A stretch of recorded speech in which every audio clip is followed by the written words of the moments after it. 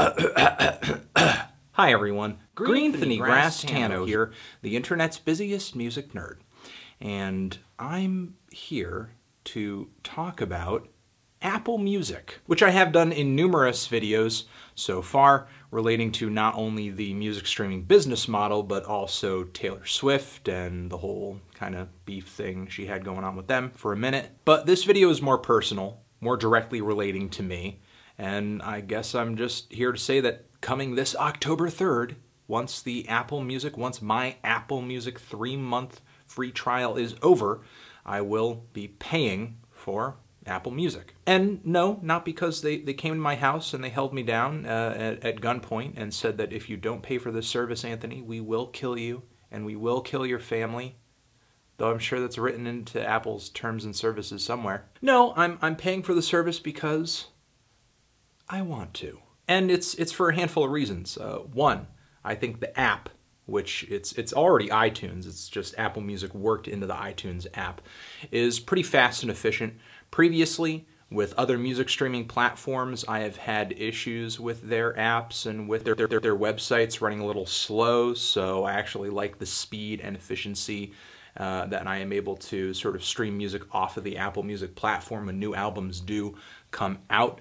I'm actually able to play songs off their platform with like the same ease that I would any song that is downloaded into my own personal music library.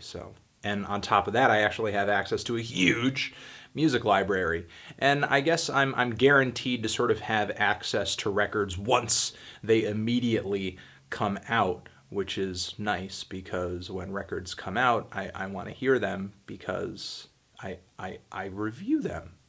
Actually on this very YouTube channel, believe it or not. And I know that a lot of other music streaming services offer just as much music as Apple does, and I'm not saying that that's necessarily 100% a selling point for Apple Music. It's just that I guess I just like the interface through which I'm listening to all of this music.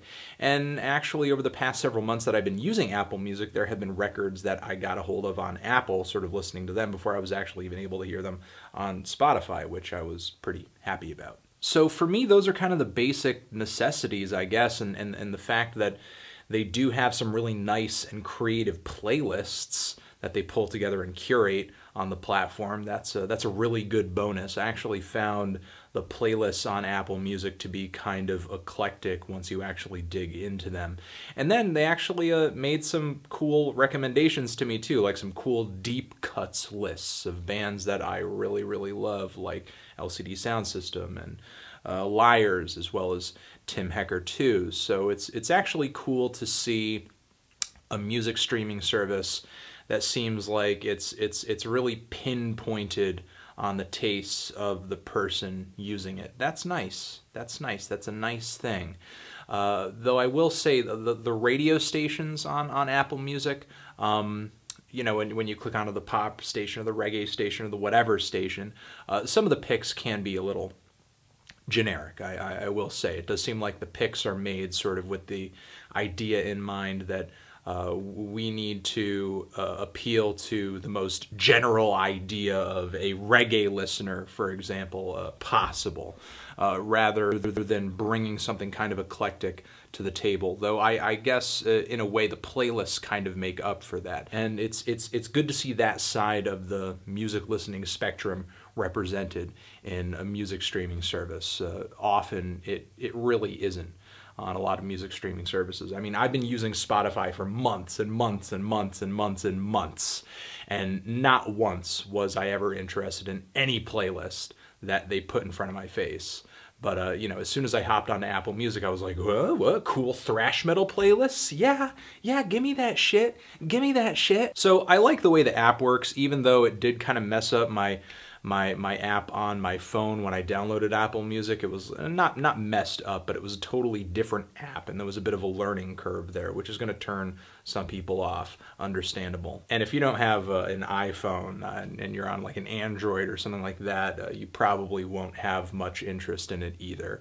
Like I said in my previous videos, a lot of these music streaming services are very comparable to one another. Like they're edging out in front of one another with just the slightest of things, so we have a little little bit more sound quality. We have a few more cool playlists. We have a couple more exclusives than the other guys. Nothing really that makes me say, hands down, this is the best music streaming service.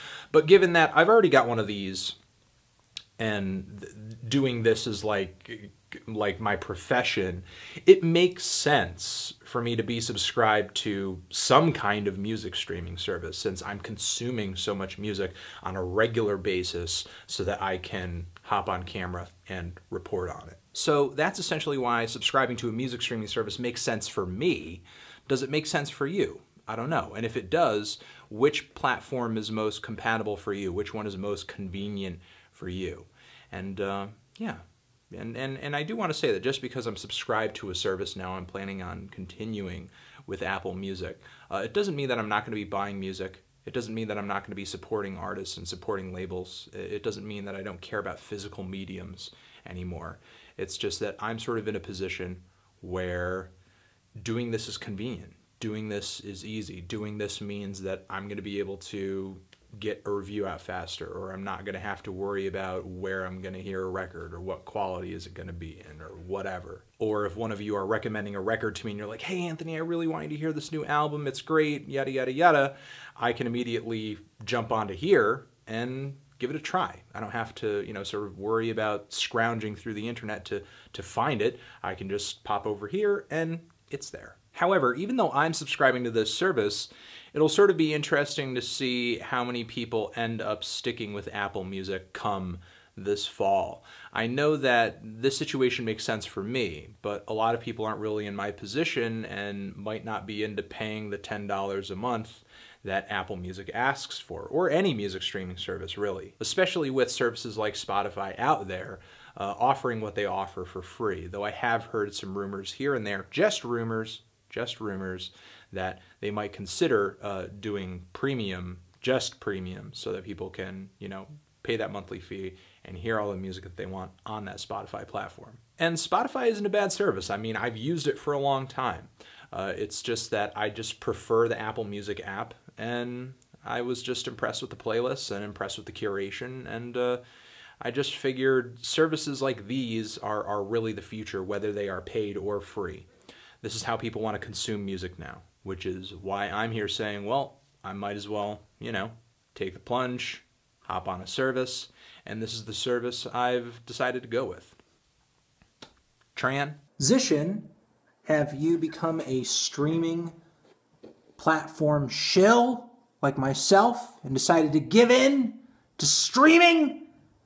Or are you like, yo man, fuck streaming, buddy, fuck it? Let me know. You're the best. Anthony Fantano, music streaming forever.